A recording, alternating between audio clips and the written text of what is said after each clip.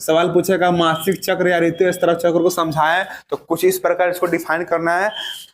मेरे बातों को ध्यान से सुनना है। मैं बहुत ही आसान भाषा में सवाल का जवाब परोसने का काम कर रहा हूँ।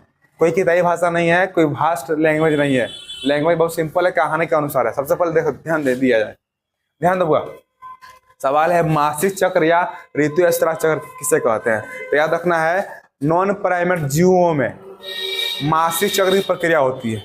नॉन प्राइमेट जीवों में मासिक चक्र की प्रक्रिया होती है। जैसे मनुष्य तथा मनुष्य से जुड़े जितने भी जीव हैं, बंदर, लंगूर, चिंपांजी, गिब्बन, गोरिल्ला, इन सभी जीवों में प्रत्येक 28 दिन पर एक अंडाणु मोचित होकर के मादा के योनि में जाता है। अंडाणु 14 दिनों तक शुक्राणु से मिलने का इंतजार करता है।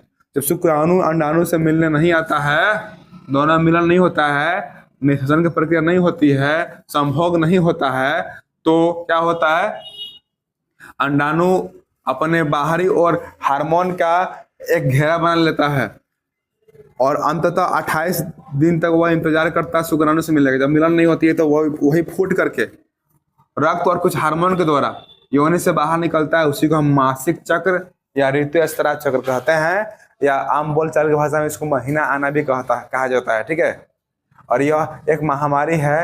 यदि अधिक मात्रा में खून निकल रहा है तो डॉक्टर सलाह लें, नहीं तो कमजोरी भी हो सकता है, मानसिक दुर्बलता भी उत्पन्न हो सकती है।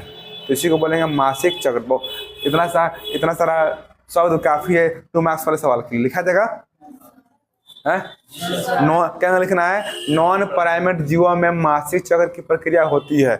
यह प्रक्रिया मनुष्य तथा मनुष्य से जुड़े सभी जीवों जैसे बंदर, लंगूर, चिंपांजी, गोरिल्ला आदि जीवों में होती है।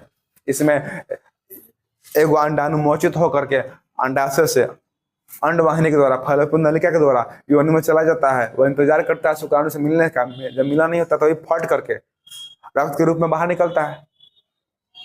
जो योनि से जो ब्लड आता है उसमें से ब्लड नहीं है, उसमें खून के अलावा हार्मोन्स भी हैं और वह हानिकारक है।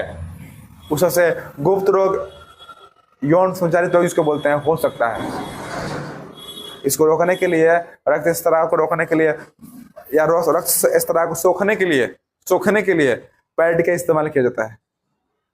जो भी बच्चियां या स्त्रियां या महिलाएं होती हैं जिनमें मासिक चक्र होने वाला होता है, वो 1-2 दिन पहले से ही पैड लगाती हैं और 1-2 दिन बाद तक पैड लगाती है ताकि वही रक्त को सोखे, अन्य भाग में उस रक्त के भाग न लगे।